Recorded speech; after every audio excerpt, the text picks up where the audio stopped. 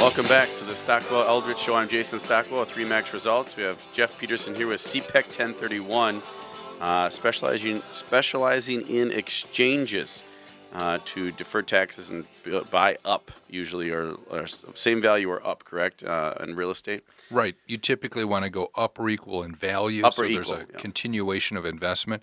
And also you want to go up or equal in equity. So you want to take all of that cash proceeds that you derive from the sale and redeploy it into that new replacement property. So I have two couple things I've learned. I learned something new on every show, especially when Jeff is on here. But one thing I learned is that as an intermediary, anybody can be an intermediary. So make sure you do your research on your intermediary.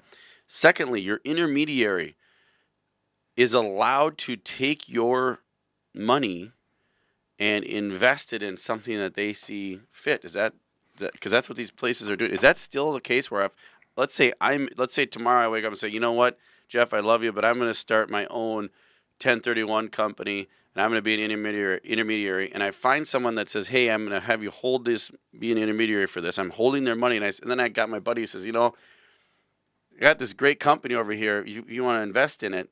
It's a short-term deal. You can throw some money in there. And I say, yeah, let's do it. I got this money from this investor. I need it back by a certain day, but I'll give it to you now. You can do that?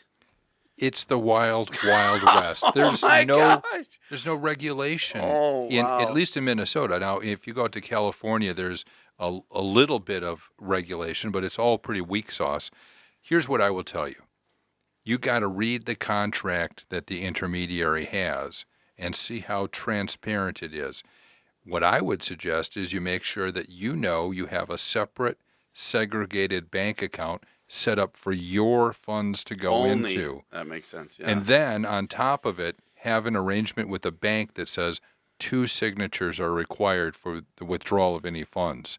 The intermediaries, and then the co-authorization of the client. The client, yeah. Because you don't want anyone taking your cash out and saying, hey, let's buy Exxon. Let's buy Venezuelan oil futures. Well, that's what I'm saying. So let's say I do that, and I say, yeah, my buddy says he'll get huge return, and I get 50% return on this. I take the money, give it to my buddy. He does it. It fails.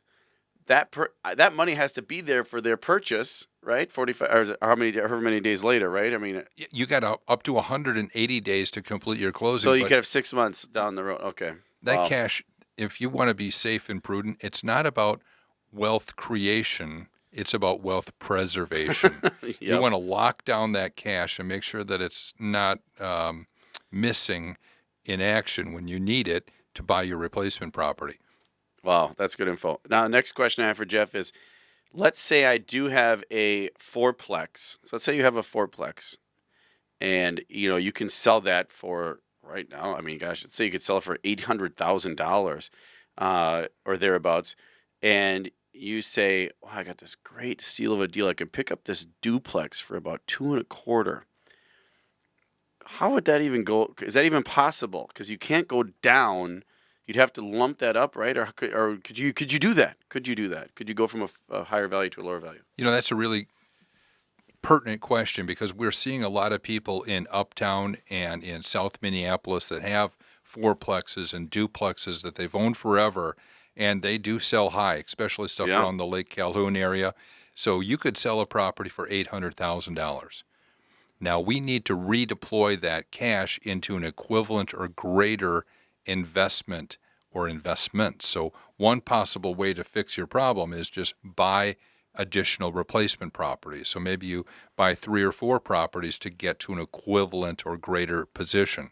Got it. But I'm going to tell you, the build-to-suit exchange may be your best friend, because you can buy that, say, $250,000 property, and then within your 180 days, take the remainder of your exchange funds and construct improvements, maybe remodel, maybe put on an addition. Oh, wow. I didn't know you could do that. Okay. And you can build it to your specifications. You can build it the way you want it. So for a lot of business owners that are trapped inside of the city and they're in small, confined commercial space, they're taking the sale proceeds from their commercial properties in town and going out further, like to Ramsey or Anoka, where the land is cheap and it's spacious, and they're building new commercial buildings to their specifications so that they match up exactly with what they need to produce and make things more efficiently.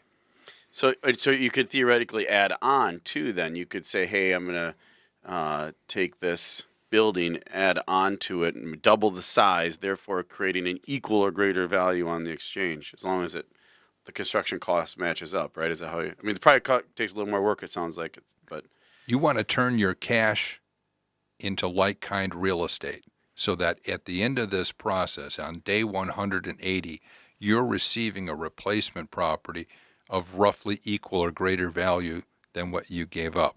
Now, that means the dollars have to be turned into real estate. If you just have a truckload of 2x4s dropped off at the job site and you've paid for them, well, that's great.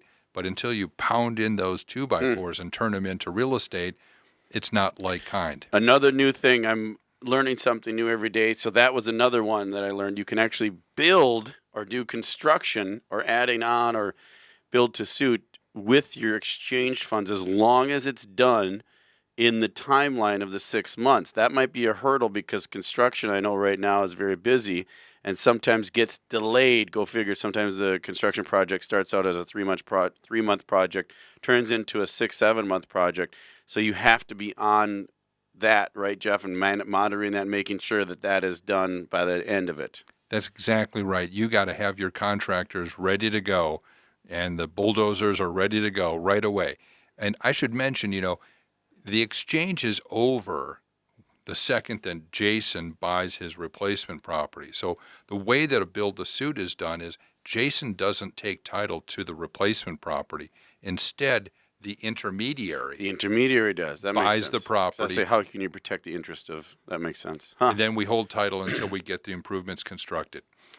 So hashtag experience matters. So if you have questions about 1031, exchanging, investing, buying, renting, all these things we've talked about today, make sure you're talking with people that are experienced in the business, that know what they're doing and how to help you best. Because as Jeff said, you don't know what you don't know, and that can be costly. There's so many times we hear stories. In fact, almost all the sad stories that you hear are about people where people lose or have a loss of money, or or an asset goes bad or something goes wrong.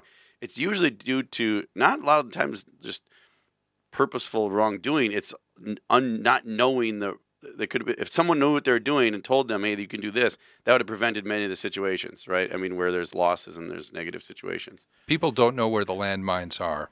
You know what I mean? And they can walk off the dock real easily.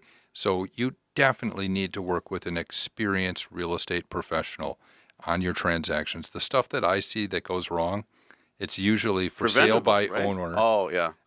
And it's people doing their own deals without the background and knowledge that a professional will give to them. And I would say the same thing probably on exchanges. If there's stuff that goes wrong, it's usually, most likely, someone who is doing it themselves or thinks they can do it and doesn't know what they don't know, so therefore they're doing something wrong, and then they blow the exchange, it goes bad, or they have to call and say, Jeff, can you help me out? And they're already locked in with someone else. And that you see that happen a lot in real estate, where you do your research after something goes wrong, but it's too late to change.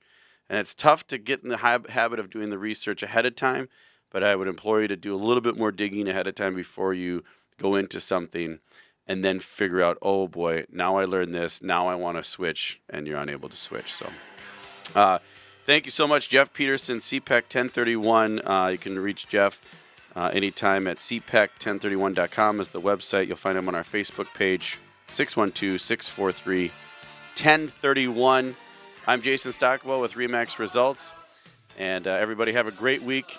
Hope you're having fun at the fair. And remember, love yourself and love others. Thanks again.